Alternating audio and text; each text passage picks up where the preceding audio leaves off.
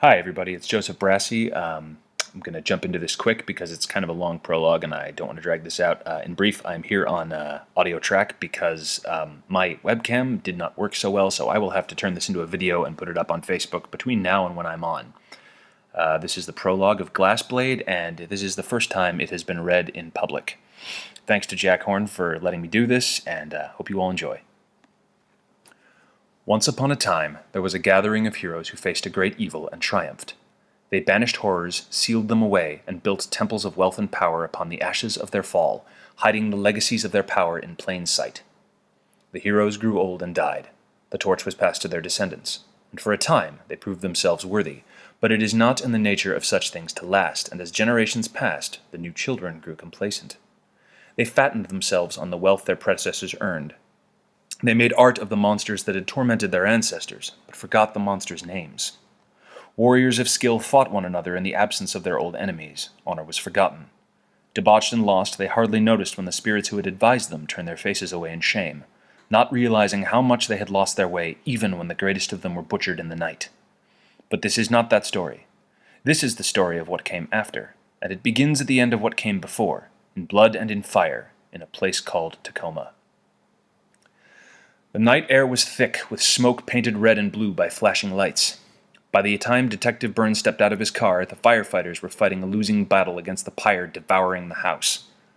Approaching the barrier, his gut sank. A cluster of cops and emergency workers stood back, watching the blaze.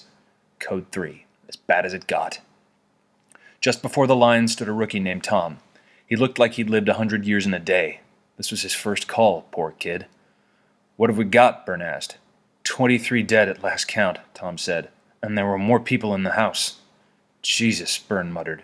Spread across the lawn where they'd fallen, a carpet of hacked, splattered, twisted corpses littered the stone walkway. Up ahead, a wrought iron gate crouched in the middle of a fence before the immolating three-story colonial. Byrne stopped and swallowed. A person, maybe several people, had been ripped apart, their bodies stretched and threaded around the metalwork. "Who lived here?" he breathed. "An old family," Tom said. "The Whites, I think. We've interviewed the neighbors who called it in. They were a reclusive bunch, and this isn't their only home. They're a really wealthy family. The guy who owns it is named Michael, I think." He swallowed. "Apparently, they were having some sort of reunion today, an annual thing, really private. At about 10 p.m., the neighbors started hearing weird noises, and then came screams and fire and the sounds of bursting windows." The smell of cooked meat teased at Burns' nose, and he tried breathing in through his mouth. It didn't help. The sick, sweet charcoal smell clung to the back of his throat and coated his tongue, so intense it was practically a taste. "Any sign of the perpetrators?" Byrne asked. He crossed the barrier. At his foot was a young woman carved in half, dead eyes staring into nothing. All around her lay scattered shards of layered glass. One long cylindrical piece, like the grip of a knife, was in her hand. "No, and it's going to be hell ferreting out comings and goings from a gathering like this," Tom muttered. "Footprints everywhere, crisscrossing everything, and every second that house burns, we lose more." "Damn," Byrne grunted. "I'm going to check the grounds, get people moving, see what we can save." Arcs of water rose high into the air as the fire department tried to contain the belching flames. Byrne stepped back, started moving around the side of the house where more bodies were scattered. Each was surrounded with broken glass. He'd never seen anything like this in almost 15 years of police work. The palatial grounds looked like they'd been decorated by a demented slaughterhouse worker on hallucinogens. A large yard sprawled before him, painted red and silver by fire and moonlight. He stopped next to a birdbath to catch his breath. There were crowned swans engraved on the stone, regal, with swords beneath. The largest single homicide of a decade, and over half the evidence was turning to ash. A brush of cold chilled his back. He spun. Something about it, he couldn't say what, made him reach for his gun. A fog-shrouded stretch of open grounds was all he saw. Byrne's hand lingered on the grip of his pistol. He'd been in bad spots before, taken bullets, dealt with gangbangers and drug dealers. Nothing in 15 years had made the hairs on the back of his neck stand on end like this.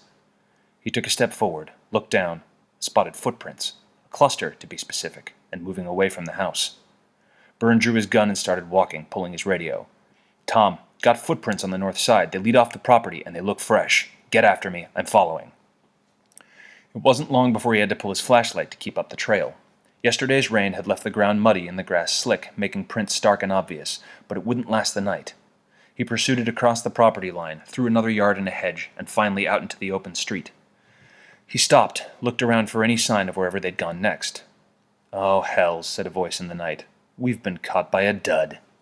4 men, dressed in long wool coats, emerged from the darkness. Byrne leveled his gun. "Lakewood PD, stay where you are, hands where I can see them." The 4 stopped. In the golden cone of a street lamp, the outlines of faces exchanged looks. "Well, this is awkward," said one. "A bad end to a bad night," said another. "Officer, you're really better off just walking away. Trust us on this. You're way out of your depth." Byrne kept his gun up. "Hands where I can see them. You gentlemen know anything about a burning house and a pile of bodies just up the road?" The 4 men exchanged looks. One of them, the leader, simply said, "Lock him down."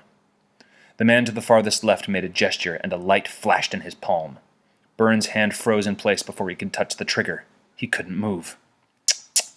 The hand waver shushed. "Bullets? Seriously?" "What the hell did you do?" Byrne hissed through his teeth. "My friend has a knack for stopping people in their tracks," the leader said. "Normally he has to work a bit harder to get around the will of an equal, but against duds like you, it's no contest." The paralysis had spread across Byrne's entire body. He could barely breathe. The leader reached across his left hip, and there was a soft cracking noise like a static discharge. He pulled a sword of white glass from nowhere at all. Byrne saw a smile in the outline of the face. "One more death tonight makes no difference. Goodbye, civil servant." Then the 5th man was among them. Byrne couldn't say where he came from, could barely see more than the flashing sword of red glass in his hand. The 1st man died before he could get his weapon out, cloven in half at the waist. The 2nd managed to get his blade out in time to parry. The 5th man slammed it aside, cut the 2nd man's head off, ducked a cut by the 3rd, and planted his glowing blade in the same man's gut. There was a horrible, gargling scream, and the sword split the guy from stomach to neck. Sword in hand, the leader charged the 5th man, missed his first thrust. Their blades rang against each other, sparking in the dark, until the red sword cut high and the leader staggered back, screaming with stumps at the ends of his arms. He fell to his knees among his fellows and looked into the face of his killer. "You're supposed to be dead," he managed to say. "Not the dying type," the newcomer answered. His sword flashed again, and the leader's head bounced on the pavement. He turned around. Byrne saw a tall, muscular man with short-cropped, dark hair and dark eyes. Even paralyzed, the detective sucked in a breath. The newcomer was holding a sleeping baby in his spare arm. He'd killed 4 men in less than 10 seconds while carrying a baby in his offhand. The man sheathed his sword into the air beside his left hip. Again the soft cracking noise, and it vanished. He walked towards the still paralyzed Byrne and looked him over. "I can't lift this enchantment, officer, but it will wear off in a few minutes. I'll be gone by then, and you won't remember a thing." "Who the hell are you?" Byrne managed to rasp. His benefactor cast an exhausted glance back at the house. "An orphan. Second to last. Nobody. Good night, detective." He reached out towards Byrne, put his hand on his forehead, and the detective watched the lights go out. Slowly the man with the red sword rose from the side of the unconscious detective. His name was Michael, and he'd just lost everyone in the world that he loved. He paused to look at his handiwork. 4 men, 4 against 50! He looked at the burning house and took a breath, fought to hold back the grief. Anger would keep him going. Revenge. It went against everything his brother would have wanted of him, what the man he loved would have wished him to do, but his brother was dead, and the one he loved would have to believe Michael had suffered the same fate. Anger would have to suffice. He heard footsteps from the direction the cop had come. The detective must have radioed for help before Adrian's men had found him. Michael's teeth set. It didn't matter how it had been done. At the end of the night, Adrian had what he wanted. The White family was dead. All except 2. The baby stirred in his blankets. Michael stilled his breathing, terrified he'd wake his nephew. The boy settled, and the man breathed easier. The footsteps were getting closer. It was time to decide which path to take. The hall? No. With his brother dead and the boy so young, their ancestral home was unclaimed and unsafe. It would be watched. The same would go for the other places of power. It left him with only one option, and it wasn't one Michael liked. Still, one was better than nothing at all, and tonight had robbed him of more than just choices. They would go and hide and lie low until the time was right.